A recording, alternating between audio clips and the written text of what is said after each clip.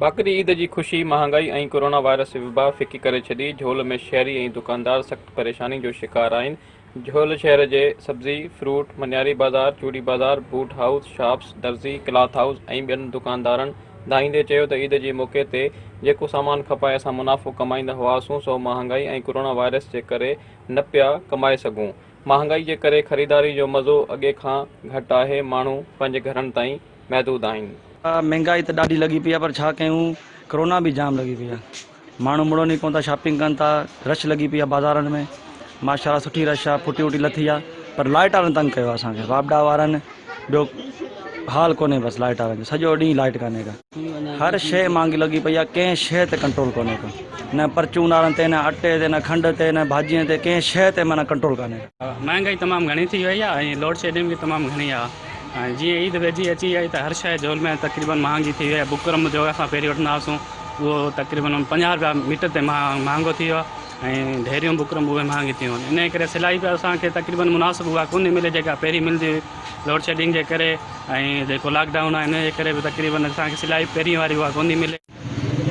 साईं हिकिड़ो त छा आहे त बाज़ार में त जेको आहे सो रश इन जे करे कोन्हे त महांगाई तमामु घणी आहे, तमामु उरूज ते महांगाई आहे। ग़रीब वीचारनि वटि जेको आहे सो पंहिंजे खाइण पीअण जूं शयूं महांगियूं आहिनि, त असां ॾे वीचारा छा अचनि छा वठनि। इन जे लिहाज़ सां ॿियो त कोरोना जेको कम खे खयो अचे, पोइ महिरबानी करे जेको महांगाई खे थोरो कंट्रोल कयो वञे ऐं ग़रीबनि वीचारनि सां जेकी सहूलियत कई वालेकुम अस्सलाम। सो इन जे लिहाज़ सां महिरबानी करे बाज़ार में का शइ कोन्हे, न रश आहे, न ॻाल्हि आहे, न पैसो आहे, न रोकड़ आहे। पोइ इन जे हिसाब सां तमामु जेको आहे सो ग़रीब वीचारो पीसंदो वञे। उहा भाॼियूं हिकिड़ो महांगियूं आहिनि, ॿियो सही सां लॉकडाउन बि लॻो पियो आहे। इन करे भाॼी ग्राहकी शहर में माण्हू अचे घटि थो, इन करे भाॼी ख़राब बि थिए थी। ऐं टमाटो हूं त अहिड़ा कोटिया जो आहे, पंहिंजे सिंध जो आहे कोन, उन करे ब्लैक ते असांखे मिले थो। इन करे हलायूं पिया टमाटो अॼु 150 रुपया किलो हलायूं पिया, 150 मंडी। भिंडी साईं फसल घटि आहे न, इन जे करे भिंडी महांगी आहे। रौनक शहर में घटि आहे कोरोना जे करे। पोइ आहे बीमारी अलाए न आहे, अलाए छा चकर आहे। कारोबार खे तमामु वॾो नुक़सानु रसायो आहे हिन जेको बीमारी जे करे। तमामु शहर में माण्हू घटि ईंदा आहिनि। होलसेल रेट में जेको आहे हींअर असां हलायूं पिया 240 रुपया किलो। छो करे त हीअ असां हज जो जेको पैकेज हिन भलारी राति जे करे असां 240 रुपया पैकेज करे, पर हूँ जेकी पूरे शहर में रेट आहे 280 रुपये जो आहे। असां वटि होलसेल रेट आहे, छो त हींअर हिकिड़ो कोरोना जी वजह सां माल जी बि शार्टिंग थी वई, इन करे रेट वधी विया मुर्गी जा। जी ख़रीदारी थिए पई, असांजा सभु माल लॻा पिया आहिनि, हिकिड़ो जोड़ो ई कोन खतो आहे। इहा महांगाई असांखे मारे छॾियो आहे। बराए महिरबानी करे कुझु सस्ताई कयो ऐं असां जेको आहे न इहे ग़रीबनि जो हाल ॾिसो। दुकानदार रुगो दुकानदार बीठो आहे, को अव्हांखे ग्राहक व्राहक नज़र अचे पियो कोई कोन्हे। ईअं वांदा वेठा आहियूं, सॼो ॾींहुं मार्केट ख़ाली लॻी पियूं आहिनि। कुझु महांगाई ते महिरबानी करे कंट्रोल कयो ऐं ये जेको मार्केटूं आहिनि इन में जेका भी शइ आहे हर शइ हींअर डबल रेट ते हले पियो ऐं तव्हां कुझु कंट्रोल कयो। हुकूमत खे कुझु क़दम खणणु खपे ऐं अचनि कुझु पंहिंजा जेका उहिदेदार आहिनि सभु वेठा आहिनि संदे घरनि में, ऐं महिरबानी करे कुझु अची हालात ॾिसो मुल्क जा ऐं असां ॾिसो इहे सभु माल हिकिड़ो जोड़ो ई न कोन खतो आहे।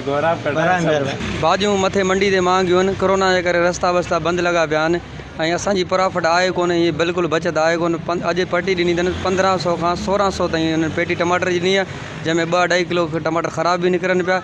150 रुपया किलो हलायूं पिया ऐं रस्ता मथे लाक लॻा पिया आहिनि, माल मोकिलनि घटि पिया। टमाटो साईं मथां ई कोटिया में ई महांगो अचे पियो, छा कयूं। मथां पठाण जो माल आहे, मोकिलनि पिया 16.5 खां 1700 ताईं 1800 ताईं पेटी हुननि ॾिनी आहे। असां वरी बि 150 रुपया किलो हलायूं पिया। महंगाई एतिरी थी वई आहे पंहिंजे मुल्क में त छा कयूं। असां हाणे 400 रुपया तारीख़ वठण मज़दूर माण्हू आहियूं, केॾां वञूं। हाणे 90 रुपया किलो खंड आहे, 400 रुपये तारीख़ मिले थी असांखे। हिन में असां अटो वठूं, गिहु वठूं या खंड वठूं या भाॼी वठूं। भाॼी 190 रुपया किलो, 200 रुपया किलो आहे। असां इमरान ख़ान खे अपील आहे, अदा थोरो हेठि अच, ग़रीबनि खे ॾिस, मज़दूर माण्हुनि खे ॾिस त इन्हनि ते छा गुज़रे पई, हीअ छा पिया करनि, केॾां वञनि। मुंहिंजी हुकूमत सां अपील आहे कि महंगाई जा कंट्रोल करे। असल में बात ये है कि कोरोना जब से आया है ना, इसने मार्केटों को बहुत नीचे कर दिया है। क्योंकि पुलिस आती है, SOPs पे अमल करो। SOPs पे अमल किस तरह होगा जब मार्केट में इतना रश होगा, तो SOPs पे किस तरह अमल होगा आप खुद सोचो। पुलिस कहती है या मतलब जो भी SOPs पे अमल करवा रहे हैं वो लोग कहते हैं कि आप फासला रखें, दुकानदारी में फासला नहीं हो सकता। और इस कोरोना की वजह से बहुत से आइटम्स जो हैं उनके ऊपर बहुत मतलब जैसे रेट भी हाई हो गए, बहुत ज़्यादा रेट भी हाई है, और कई चीज़ें शॉर्ट हैं जो बाहर मुल्कों से नहीं आ रही, इंपोर्ट नहीं हो रही है हमारे पास। इस वजह से जो है कि दुकानदारों को बहुत ज़्यादा नुकसान आते हैं। और दूसरा मसला हमारे पास सबसे बड़ा ये है कि लाइट नहीं है। हमारे पास दिन में सिर्फ 2 या 3 घंटे लाइट होती है, बाकी सारा दिन या जनरेटर चलाओ या सोलर चलाओ। जनरेटर भी कब तक चलेगा, सोलर कब तक चलेगा?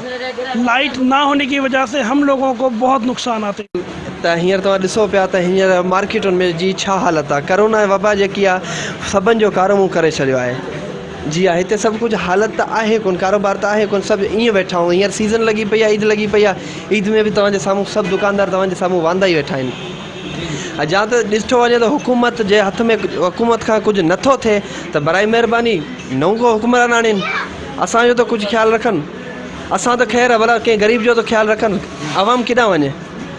साॻियनि खे वोट ॾेई असां केॾांहुं वञूं? आख़िर केसि ताईं असां इहो ज़ुल्म बर्दाश्त कयूं?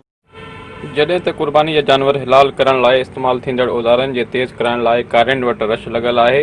कारियुनि पिणु छुरियुनि वग़ैरह जे तेज़ करे ॾियण जा रेट वधाए छॾिया आहिनि। कैमरामैन गुलाम रसूल ख़ासकेली सां गॾु नवीद गुल ख़ासकेली, सिंध TV न्यूज़, झोल।